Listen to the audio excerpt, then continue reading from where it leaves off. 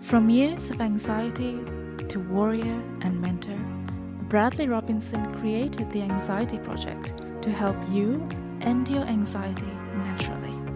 Let's mold the new you and let's end anxiety together. Hello, everyone. Welcome to episode 241 of the Anxiety Project podcast. I am Brad Robinson. Today, it's all about hypochondria. What is hypochondria, and what are the signs that you might be in this health anxiety vicious cycle? Now, if you are, if this podcast resonates with you, re-listen to it.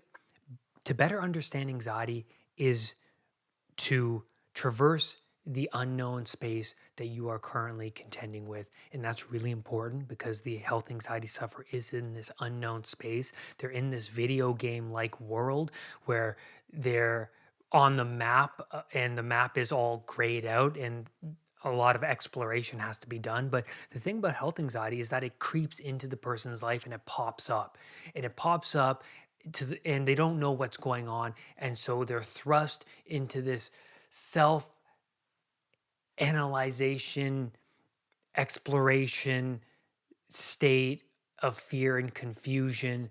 And they're, like my old self, getting results that don't help grow the knowledge of what they're contending with in the right way, but they are getting misinformation. Their family is telling them to relax, everything will be okay, have a beer. The doctor's telling you one thing, but you're feeling another thing.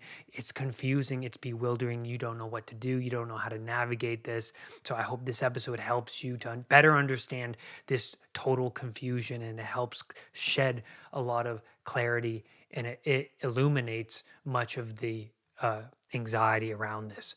And so health anxiety is the constant rumination and obsession over one's state of health.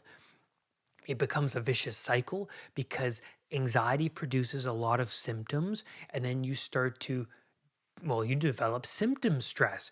You're stressing over the symptoms, but you don't even know that. You think the pain, the body aches, the strange mole, the discoloration of the eye or skin, or the vein or the lump, whatever it is, you start to develop a real fear of that particular thing, and then the fear bounces around. So that's another sign you might have health anxiety, is that the fear bounces from one symptom to another, to another, to another, and it becomes this overwhelming thing in your life. And a lot of people start to shake their fists at God because they want to just go back to how things were, and they can't get back there.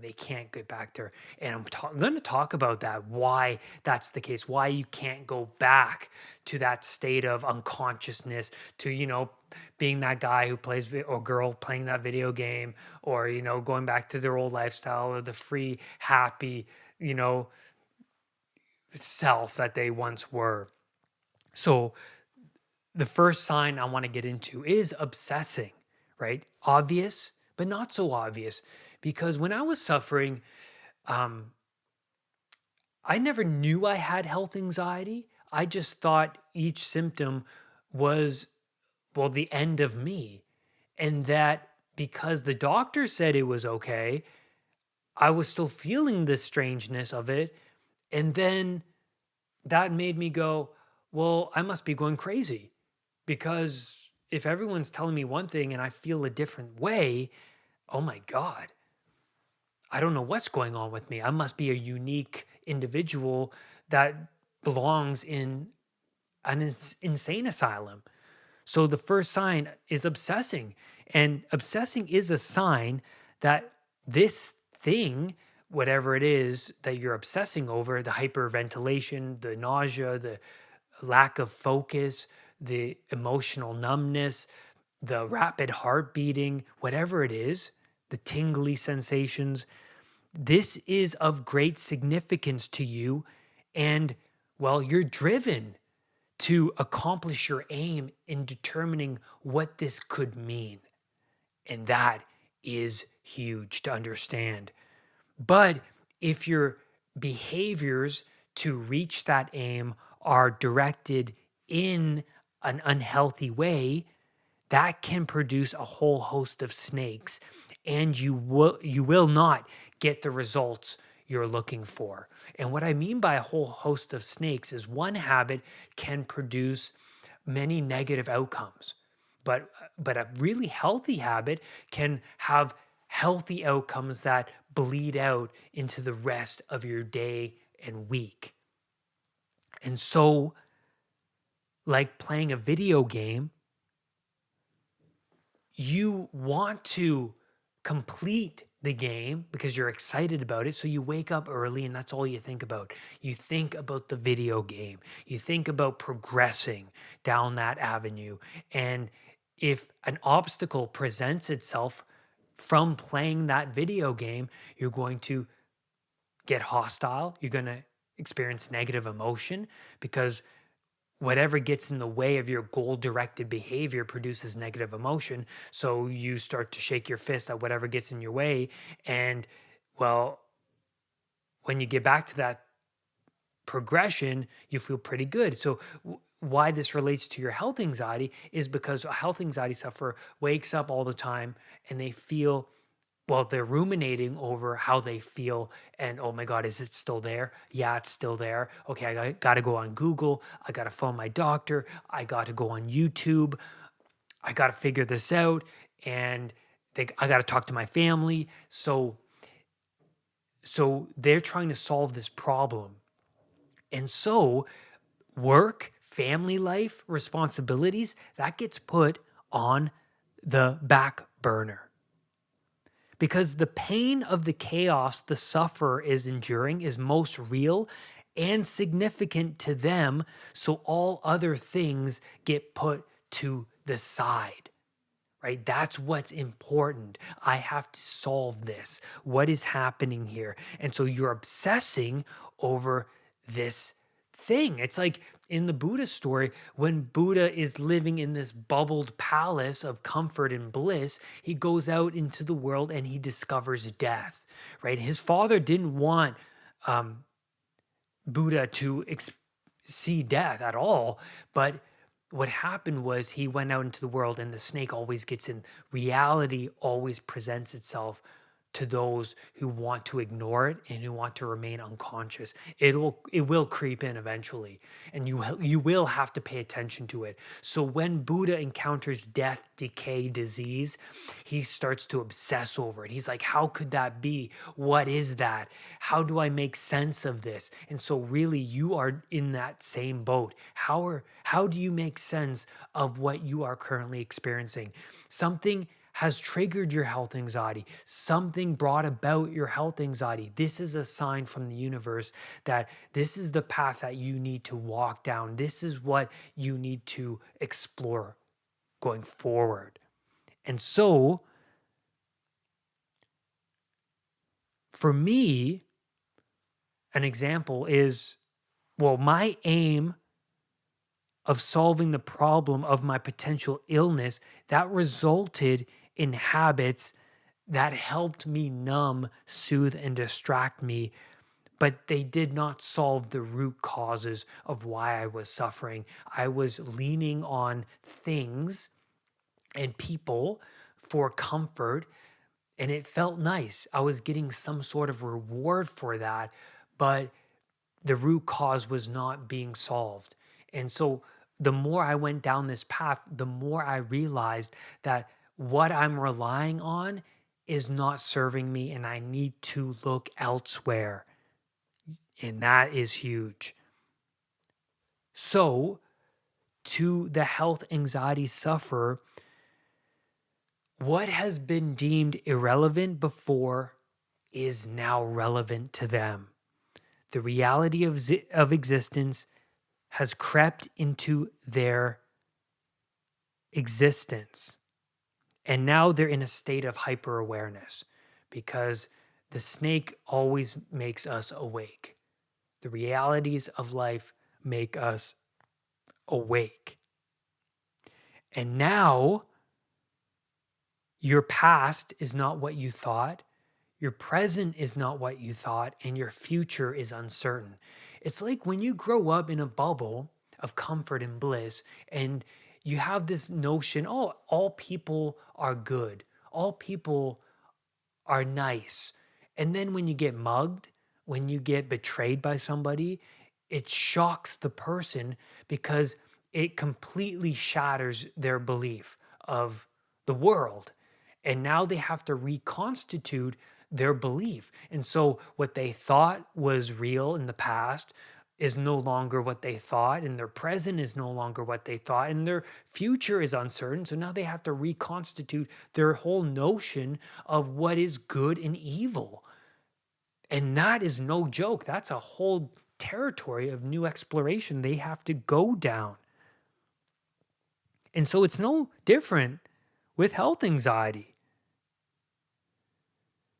Now you have to build on a different philosophy and understand what is really going on internally, because my goal in life was not to be a coach and to walk down this recovery path, but because rock bottom occurred, I had no other option but to face, well, my circumstances. And so the signs that you are in chaos, like the constant obsessing, and the dependencies that you're relying upon to numb, soothe, and distract you, that shows that you not only need to reevaluate your past, but your present and your future. So, shifting my lifestyle habits and building a new identity for myself was not something on my list of to dos in life, but it was something I needed based on the chaotic state of my internal world. And so, people suffering, they look into the world through the filters of their own pain and suffering. That's all they see. You see what you aim at. If I tell you right now, look around and pay attention to anything that is blue, and I want you to list off everything you see that is blue. You will tell me what you saw. You'll start to list them off. You will even perceive shades close to blue, but not blue as being blue. The world will manifest itself to you by what you desire. If I were to say, well, close your eyes and I want you to tell me everything that was in the environment that was red, you would go, well, I can't say. I was only paying attention to what was blue. And you couldn't tell me because your aim was shifted to all things blue. And so many of us go through one trauma after another and wind up in a constant state of self criticism to the point their world is consisting of external dependencies to offer them temporary pain relief. And they are only paying attention to the expectations within themselves, and they're only paying attention to the suffering because it's well practiced. And so, to that person, there is no personal development on their end, just stagnancy and dependencies. There is no self analysis and no independence on their end. They feel like a slave to their own selves. Being around these people is draining because you see them lugging around unnecessary weight. And you just want to shake them and say, hey, just let go.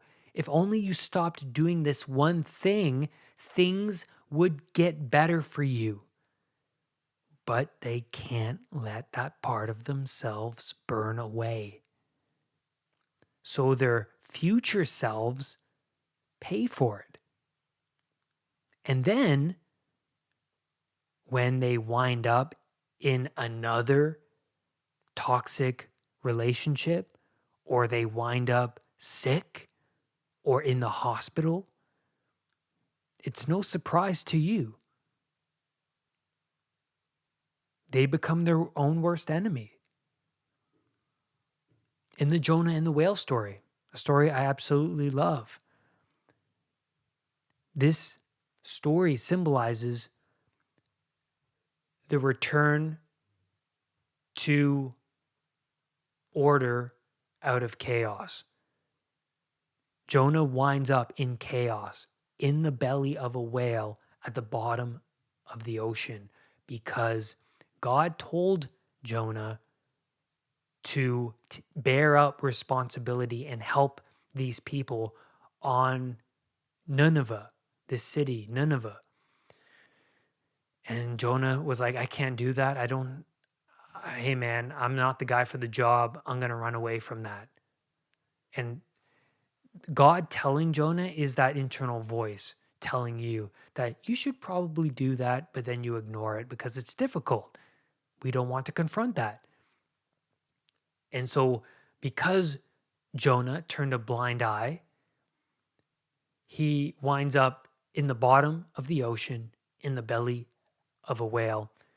And the way he gets out of the whale is so fascinating to me. It's so psychologically brilliant because he's contemplating in the whale how he wound up in this situation, the steps he partaked in, and the behaviors he engaged in that made him wind up in that situation. And it shakes him to his core, and then he realizes, oh, I'm the cause of this. So when he decides to bear responsibility and then heed God's call to help Nineveh, he then is spat up by the whale onto the shores of Nineveh. And I think that is absolutely true for those who are suffering. Because if you do not bear the responsibility of your cross, then how are you going to expect any change to occur? Those with the set mindset stay put in their ways of being because their ego goes, well, I'm so used to suffering. I'm getting much reward from being a victim. I'm getting attention from other people. That's great. Um, I'm getting security at home. That's great.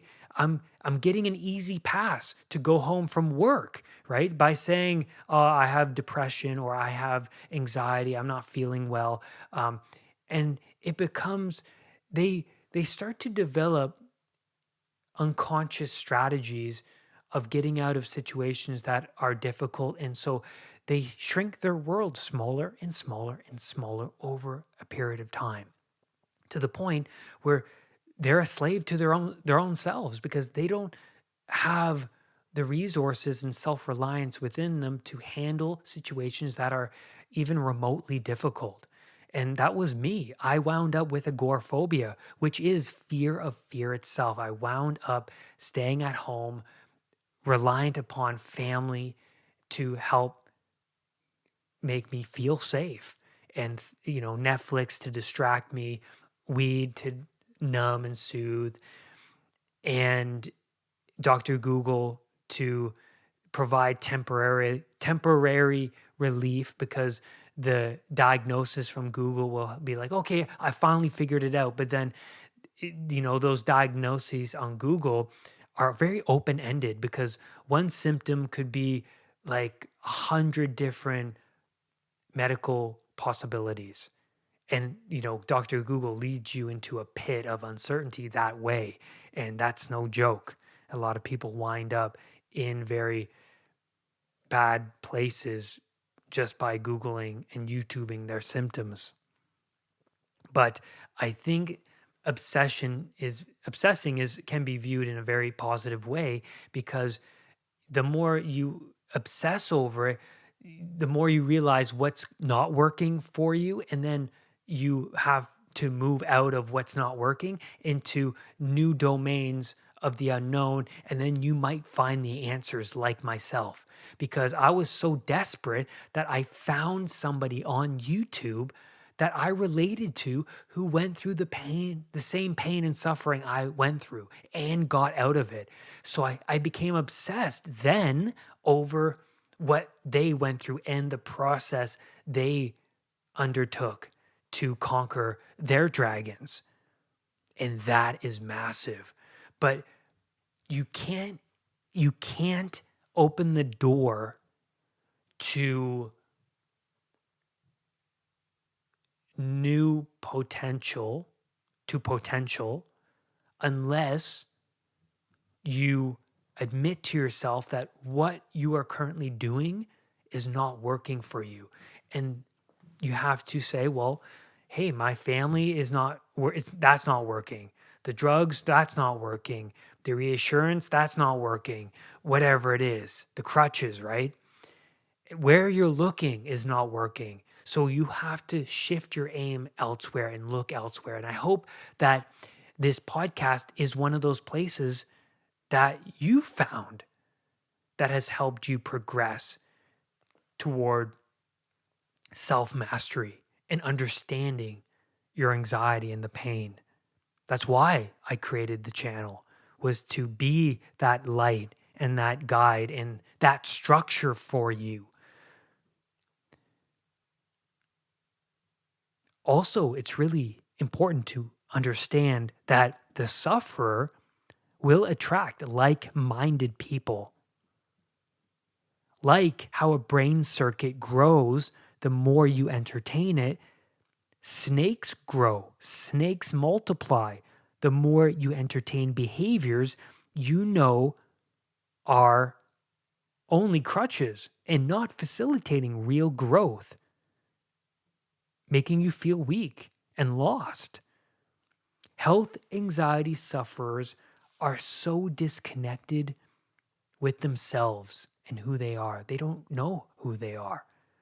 They're only a mouthpiece of culture and the beliefs of the people around them. And growing, that's no joke, because if you decide to change your circumstance, well, and shift your identity, that's going to cause so much resistance on your end. The ego will try and pull you back into what's familiar, but also fears of not being accepted by the people around you. You're feeling accepted and loved by being the victim, right? But if you decide to change, clean up, get up early, go to the gym, go for a walk in the morning, drink tea instead of coffee, or cut sugar out, cut eat dairy, cut carbs out of your life, people might in your household, they might go, well, who do you think you are doing that? You think you're better than us? That could be a possibility. And that drives a lot of people back into their old identity, because now they're not accepted by the people around them. They're a black sheep. But embrace that black sheep, because you're betraying yourself if you're not sticking to something you know to be right, and that'll make you stronger mentally and physically. And are you willing to sell your soul just to please the people around you? Or you never know, you might grow and develop, and the people around you go, well, I support you, Brad. I support you, like my family. I support you, which I'm lucky. But there have been certain situations where people don't, and it's self-evidently the case. I've been around lots of people who are resistant to me going on a ketogenic diet, me quitting caffeine or whatever it is, going to the gym, or not going out for a beer with them, or not smoking weed either. You're going to see that. And embrace the fact that you are a black sheep, because culture is not your friend. And I knew early on that if I go against the grain of the normalcy here in today's culture, I have faith that that will be the path for me because everything else hasn't been working up until this point. And that's a hard realization to come to, but it was true for me. And so I found myself through new habits that were difficult, sacrificing things I was dependent upon, and then replacing them with new habits. That's no easy thing. And lastly, to conclude this podcast, not only do anxiety sufferers avoid their own minds, but they avoid other places. I shrunk my world down so small, like I said earlier, to the point where I was afraid of even walking a block from my house, experiencing the symptoms of rapid heartbeat, dizziness, nausea, and potentially dying and being judged by other people. So I spent a lot of my time at home. And so that fear circuit grows so damn rapidly when you avoid places because that's a threat.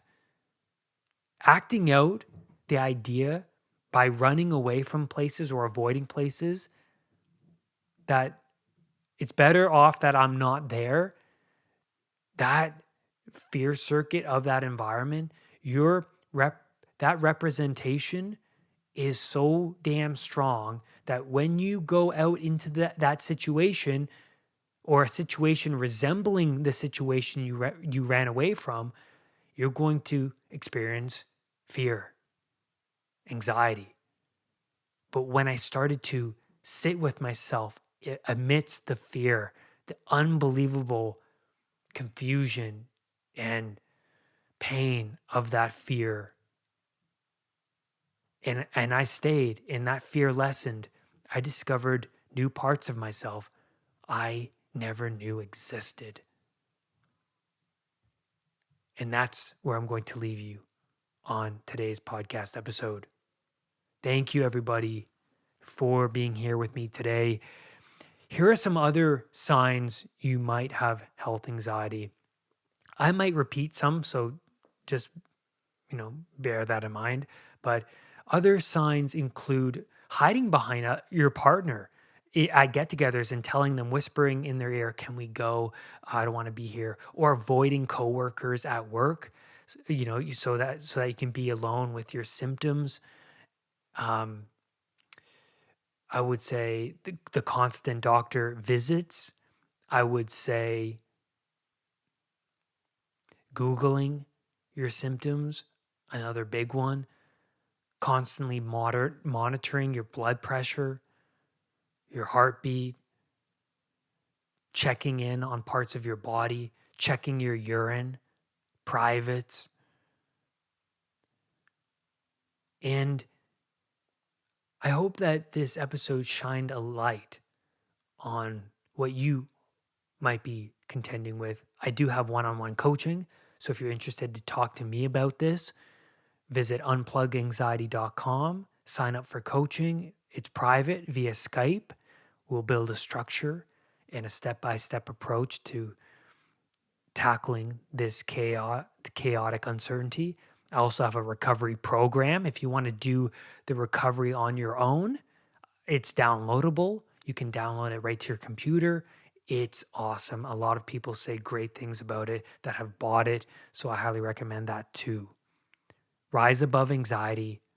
I'll see you next time.